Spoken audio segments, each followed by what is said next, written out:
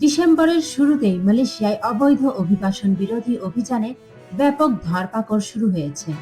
1 থেকে 10 ডিসেম্বর পর্যন্ত দেশটির ইমিগ্রেশন বিভাগের পরিচালিত ধারাবাহিক অভিযানে মোট 2,379 জন বিদেশি নাগরিক আটক হন।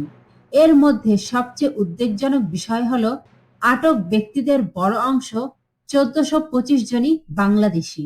এই পরিসংখ্যান মালয়েশিয়ায় বসবাসরত প্রবাসী বাংলাদেশিদের মধ্যে নতুন করে আতঙ্ক ও অনিশ্চয়তা তৈরি করেছে। ইমিগ্রেশন বিভাগের পক্ষ থেকে জানানো হয়েছে, আটক ব্যক্তিদের বিরুদ্ধে বৈধ কাগজপত্র না থাকা, ভিসার মেয়াদ শেষ হয়ে যাওয়া বা ওভারস্টে, কর্ম পারমিটের শর্তভঙ্গ, অনুমোদন ছাড়া অন্য স্থানে কাজ করা এবং প্রশাসনিক নিয়ম লঙ্ঘনের অভিযোগ রয়েছে। মালয়েশিয়া সরকার দীর্ঘদিন ধরে অবৈধ শ্রমবাজার নিয়ন্ত্রণে কঠোর অবস্থান নিয়েছে। তবে ডিসেম্বরের অভিযানে বাংলাদেশিদের সংখ্যা বেশি হওয়ায় বিষয়টি বিশেষভাবে আলোচনায় এসেছে।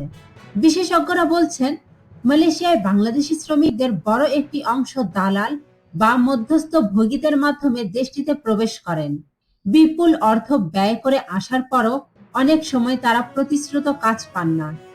কোনো ক্ষেত্রে নিয়োগকর্তার প্রতিষ্ঠান বন্ধ হয়ে যাওয়া, পারমিট নবায়নে বিলম্ব, ভুল জব ম্যাচিং কিংবা দালালের প্রতারণার কারণে বৈধ অবস্থানও ঝুঁকিতে পড়ে।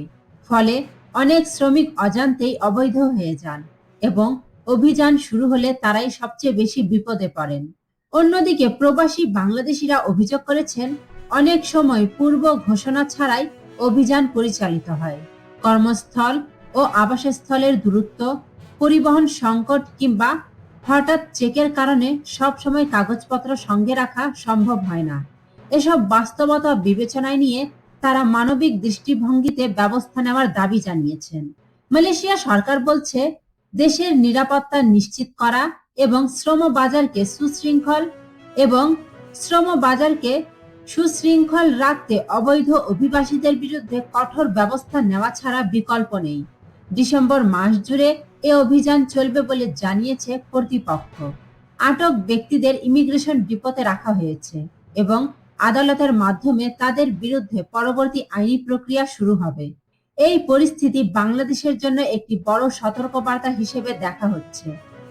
মালয়েশিয়ায় দীর্ঘদিন ধরেই বাংলাদেশি শ্রমিকদের অন্যতম প্রধান গন্তব্য হলেও নিয়োগের জটিলতা, সিন্ডিকেট, অতিরিক্ত ব্যয় ও দুর্নীতির অভিযোগে এই শ্রমবাজার আগেই ঝুঁকিপূর্ণ ছিল। সাম্প্রতিক ধরপাকড়ের ঘটনায় প্রবাসী বাংলাদেশিদের ভবিষ্যৎ নিয়ে উদ্বেগ আরও বেড়েছে।